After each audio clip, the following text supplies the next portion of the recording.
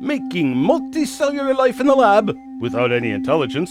And we respond to random railings on blogs and in our mailbox. This is one of the most talked about shows on YouTube. This is Genesis Week.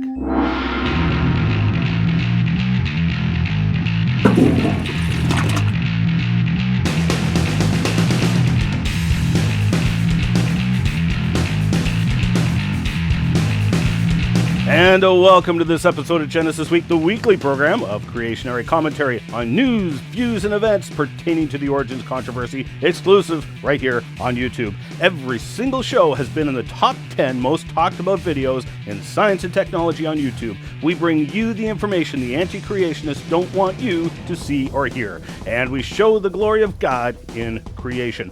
Remember, if you get lost in cyberspace, just punch in Wazooloo.com or GenesisWeek.com and you will find us, or click the ever so convenient subscribe link right there. I'm your host, Ian Juby. Ratcliffe et al., reporting in the proceedings of the National Academy of Sciences, claim to have produced a multicelled organism from single-celled brewer's yeast. You know, the stuff beer is made of. Well, there's got to be a good science experiment involved then, right? Christy Wilcox of Scientific American wrote about the paper in her Science Sushi blog. It's a big step for evolution, going from a single cell focused solely on its own survival to a multicellular organism where cells coordinate and work together. Creationists often cite this jump as evidence of God's influence because it seems impossible that creatures could make such a brazen leap unaided. But scientists have shown that multicellularity can arise in the lab given strong enough selective pressure. Selective pressure indeed. What did they use for selective pressure? Wait for it. Wilcox explains. Just ask William Ratcliffe and his colleagues at the University of Minnesota. In a PNAS paper published online this week, they show how multicellular yeast can arise in less than 2 months in the lab. To achieve this step, they took brewer's yeast, a common single-celled lab organism, and grew them in a liquid medium. Once a day, they gently spun the yeast in the culture, starting the next batch with whatever cells ended up at the bottom of the tube. Yeah, real gentle-like. If we head on over to the original paper, which is available here, we find that the researchers used good old gravity to turn single-cell critter into a multi-cell critter. Now, as we all know, gravity doesn't do that. So how exactly did they use gravity to accomplish what it normally doesn't do? Well, let's just say they were a little more aggressive in their use of gravity. After the first week, we modified the settling step to be more time efficient by using 100 times G 10-second centrifugations. That's right, 60 times in the centrifuge at 100 Gs! 100 times the force of gravity caused the single cells to cluster together into snowflake-like groups. We verified the selective benefit of the snowflake phenotype, showing that it has a 34% fitness advantage over individual cells under the selection conditions. The selection conditions being G-forces in the centrifuge, by the way. Whereas it appears to suffer a 10% fitness cost in the absence of settling selection. In other words, the yeast clusters that survive the centrifuge don't survive as well in real life, but their characteristics allow them to survive better in a centrifuge. So this evolution of multicelled organisms, if that's what you want to call them, just requires 60 rounds in the centrifuge at 100 Gs. And voila, you have multicellular life. So, which came first, the multicelled organism or the centrifuge? Well, according to the latest scientific research, the centrifuge came first. 1 pound of brewer's yeast, $8. 1 laboratory centrifuge, $2,500. Lab services to spin yeast in the centrifuge at 100 Gs, $200 per hour. Making multicelled life that took no intelligence to make? Priceless. There are some forms of life money can't buy. For everything else, there's MasterCard. Furthermore, the researchers noted the involvement of cell death with the reproduction of these alleged multicelled organisms. Obviously, this has nothing to do with real-world multicelled organisms, which involve reproduction by giving rise to living cells. But that aside, Even if the researchers had produced a multicelled organism, all they've done is shown that it took intelligence to make it, and the intelligent designers even admitted in the article itself that their multicelled life will not survive as well as the single-celled yeast in the real world. In other words, natural selection will weed out the multicelled organism. This is completely in line with one of the many points I made in my natural selection rant, that single-celled organisms will be favored by natural selection. Therefore, natural selection cannot be the guiding force for evolution because it would weed out multicelled organisms, like us, thus inverting the evolutionary tree of life. In the words of Dr. Duane Gish, it's amazing what an unbeliever must believe to be an unbeliever. Wilcox is quite correct in stating that the creationary thinkers would say that the origins of the first multicelled organism, and the first life, require a creator. This latest research only serves to demonstrate that fact in multiple ways. What do you know? Jesus was right about creation 2,000 years ago. Wonder what else he was right about. Marcelo Gleiser of Dartmouth College wrote an NPR blog entitled "Why Do So Many Have Trouble with Evolution?" in which he asked a series of provocative and frankly leading questions. For example, he said, "The evidence for evolution is overwhelming. It's in the fossil record." Really? And what fossil evidence would that be, pray tell? From the Cambrian right through the Quaternary, we find fossils of organisms that have not changed. The coelacanth first appears in the fossil record, according to your timescale, 407 million years ago, yet it is still around today, unchanged. Same with the Ediacaran fossils of Mistaken Point, Newfoundland. We find fossils of what sure looks like a sea pen, and the fossil trails of sea anemones. How do we know what they are? Because they're still around today. Same thing with Lepistosteus, Arnia, Heliobatus, and Nidea, as well as the palm fronds from the Green River Formation, all around today. Nothing has changed. I could give you probably hundreds of examples like this, but you get the point. What we see in the fossil record is stasis and extinction, neither of which help evolution, but certainly do fit the Genesis account of creation and judgment in a worldwide flood. Gleiser claimed that these fossils are carefully dated using radioactivity. Scientists can get a very accurate measure of the age of a fossil. Hogwash! How many dozens of examples would you like of carefully dated fossils that later on were redated because the careful dating didn't give the age the evolutionary scientists wanted? Skull 1470 was a classic example using dozens of dating tests confirming one another until the fossil was determined to have been another age based on evolutionary assumptions, at which point a whole pile more careful dating was conducted, thus proving the new date. Radiometric dating doesn't date the fossils, evolutionary assumptions date the fossils. End of discussion. Gleiser went on. But evidence for evolution is also much more palpable. For example, in the risks of overprescribing antibiotics. The more we and farm animals take antibiotics, the higher the chance that a microbe will mutate into one resistant to the drug. Again, apparently Gleiser is unaware of the facts, so allow me to enlighten. Bacterial resistance to antibiotics is a change in the population of the bacteria. The resistant bacteria was already there. There was no evolution. This was demonstrated by the discovery of bodies from the Franklin expedition to the Canadian High Arctic in 1845. After getting stranded in the Arctic, the entire crew died one by one, and some of the bodies were buried on Beechey Island. These bodies were exhumed in the 1980s, and bacteria from the intestines of the bodies were discovered to be resistant to antibiotics. This was some 140 years before antibiotics were even invented. Obviously, the resistant bacteria already existed. Thus, there is no evolution going on here.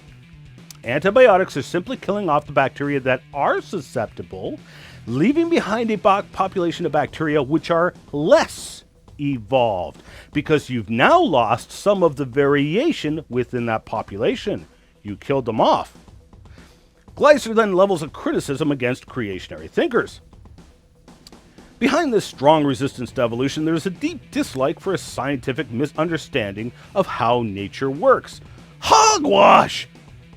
Not only has he leveled this criticism against myself, he has also leveled it against the founding fathers of the sciences, who, like myself, considered it God's calling on their lives to search out and understand the created world.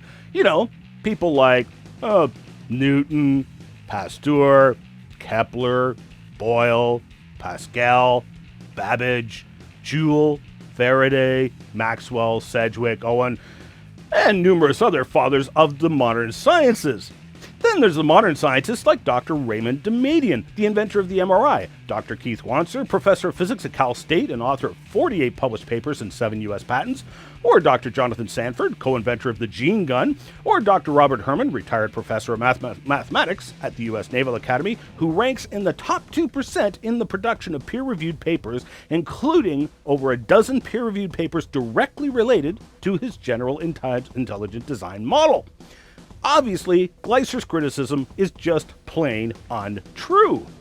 This has nothing to do with whether or not I like evolution, Mr. Gleiser. This has everything to do with the truth, to which evolutionary theory seems to have a strange allergy.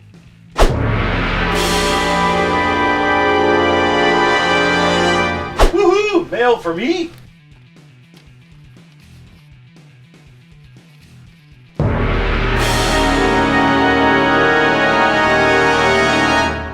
Once again, Genesis Week was in the top 10 most talked about shows in science and technology on YouTube, thanks to everyone who watched and those who were brave enough to comment. L.A. Wilson kicked things off with more of his delusional rants. Your source for the Nova Scotia claim is Joe Taylor. Ian, are there any standards that you follow? You advance fabricated footprint evidence, and when that is not enough, you appear on a broadcast with someone with a history of advancing fabricated footprints, Carl Baugh, and then you turn to a drunk who does not even hold a degree in paleontology, Joe Taylor. Ian, you are a fake and a fraud, and those who follow you are hypocrites and fools. Now, L.A. Wilson has flown off the handle like this many, many times, embarrassing himself by throwing out a rash of false accusations, and again demonstrating that he didn't even understand what I said. Joe Taylor had nothing to do with the Nova Scotia tracks. I said I did the research. And anybody who knows Joe Taylor knows that he is a highly religious teetotaler in the extreme. So frankly, your slanderous accusations of his being a drunk is utterly ridiculous. I'm trying to be polite here in my wording, which is extremely difficult, because your remarks are so ludicrous. How can you even say this publicly, knowing that people who know Joe Taylor personally are going to read your remarks and point out your foolishness? Oh, you have yet to demonstrate the tracks I have discussed are fabricated, and as for Baugh's fabricated tracks, have you forgotten that those were excavated from underneath 18 inches of solid rock, which was broken up and removed in front of dozens of eyewitnesses? In fact, usually Baugh was just standing there watching and not even being the one digging. Hundreds of eyewitnesses over the years will bear testimony to this, and you have just called all of them frauds and liars as well.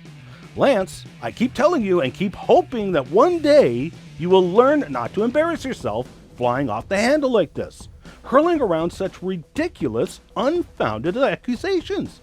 So far, it appears you still have not learned your lesson. When will you learn that when you do this, the only one who winds up looking bad is you?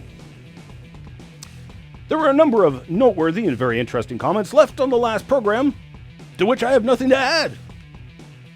I can't help but notice that you have the same problem as I do, continuously win debates, etc., and still be called an unscientific idiot, even when the simple logic is applied to the actual scientific method. Keep going, brother. God bless. Love these vids, Wazooloo. Don't stop doing them. If the Krauss thing is brought up again, you may want to point out that not only does he want to invoke a miracle to kickstart everything, but he's never addressed how he would test for these so-called other universes. I'd love to know he plans to do that, since we've been told for years that science can only test for that which exists in our own universe. This is supposedly why we can't test for God. Seems they have a conundrum. Look at the angry comments below. I guess that's what you should expect from someone who has no argument. One thing leads to arguing with emotion and attacking the person, and that is willful ignorance. Keep the truth coming, Ian. I know lots of physicists, hundreds, and they all tell me, yeah, it had to be a creator. The area they don't like is religion, which I tend to agree. A couple of interesting comments were left in discussion by I Love You Viruses and the Science Foundation. Hi Ian, a friendly critique here. It seems that your concepts of stasis and extinction are loaded with evolutionary assumptions, and as you well know, stasis in the fossil record is just the result of interpreting the flooded kinds, aka fossils, as a progression in time. Apart from that, it was all perfect. Thanks for your dedication to the ministry. It saves and will save a lot of souls. God bless you. Thank you, and actually I agree. The problem I run into is, what words should I use? For example, I agree that extinction is an assumption, but the point being that even if the assumption is correct, this still doesn't help evolution. So I play by the evolutionary rules to show that it still doesn't support evolution. And as for the progression of the time allegedly evident in the fossil order, thanks for mentioning this, because nowhere do I mean to imply that there is a fossil order. My own first-hand research all over North America has shown me over and over again there is no fossil order. Which brings us to the Science Foundation's interesting reply to what I Love You Viruses had to say. Except that fossils are not sorted in any way according to their hydrodynamic principles. To say that they were sorted by a flood is to literally say that a flood event laid them down in a way that is in no way indicative of being caused by water. I actually partly agree with the Science Foundation here. The problem is the alleged sorting is non-existent. Yes, there is a partial sorting where typically you find one type of organism with another, but even that tends to be inconsistent, and it's actually inconclusive. For example, coelacanths and whales live together today in the same environment. We also find them both in the fossil record, but to the best of my knowledge, they have never been found together in the fossil record. So the absence or presence of a fossil in a specific layer really has nothing to do with whether or not the organism was there. Now, I could give you literally dozens of examples like this where we know the organism was present, but yet not preserved in the layer. Thus, the alleged fossil sequence is invalidated on this one point alone. I would suggest the evidence for hydrodynamics is in the sedimentology. Funny how ratings have been removed. Typical dishonest Christians. Funny how you didn't address the scientific arguments presented in this video. Typical dishonest evolutionists. Jesus is Lord. In what way, pray tell, is removing ratings dishonest? In fact, throwing around false accusations, like falsely accusing me of being dishonest, is dishonest. I turned off ratings because of anonymous abuse. If people want to abuse me, well, they can leave a comment. None of this cowardly anonymous rating stuff. No. You stick your name on your comment and be accountable for your words and actions. Because I want the whole world to see who the abusers are and just what kind of people they are. Don't be a coward. Vegavis had more to say on the Horton Bluff trackways. As for the Horton trackway, I'm afraid you are the one who is grossly in error. Although I don't fault you, as the article you kindly linked gave incorrect information. I do, however, fault you for relying only on obscure news articles. The crocodile-like creature, Baropesia, is in fact considered to be an amphibian. Although Spencer also stated that the tracks were instead made by a fish, in his actual presentation he linked them back to Baropesia after they found a new specimen. Again, thanks for writing in, but I need to ask a few questions. Found a new specimen of what? More of the fossil footprints? Or Baropesia itself? Where is the fossil foot of Baropesia to compare to the fossil footprints? The footprints of what is claimed to be Baropesia elsewhere do not even vaguely resemble the Horton Bluff tracks. In fact, the original reports specifically mention the absence of claw impressions at the Horton Bluff tracks. As I mentioned, and anyone can go to the trackway and verify for themselves, the tracks were clearly made by a bipedal animal. The tracks perfectly match a known creature, the ostrich. However, that interpretation is rejected in favor of an unknown organism, Baropesia. Lastly, Tube Not Me brought up another interesting example of fossil bird tracks. Here's another case of evidence for birds and rocks too old. June 2002, Nature magazine, bird-like fossil footprints from the late Triassic. These prints were assigned a date of at least 212 million years, some 55 to 60 million years before Archaeopteryx.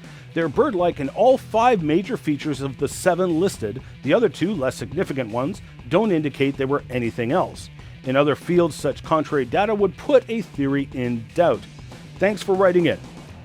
Well, that's enough for this week. Thanks for making Genesis Week one of the most talked about programs on YouTube. Join me again next Thursday, and please share the show with your friends using the convenient share button down below, easily posting it on TwitFace+. As Jesus said, I am the way, the truth, and the life. No man comes to the Father but through me. We'll see you on the flip side.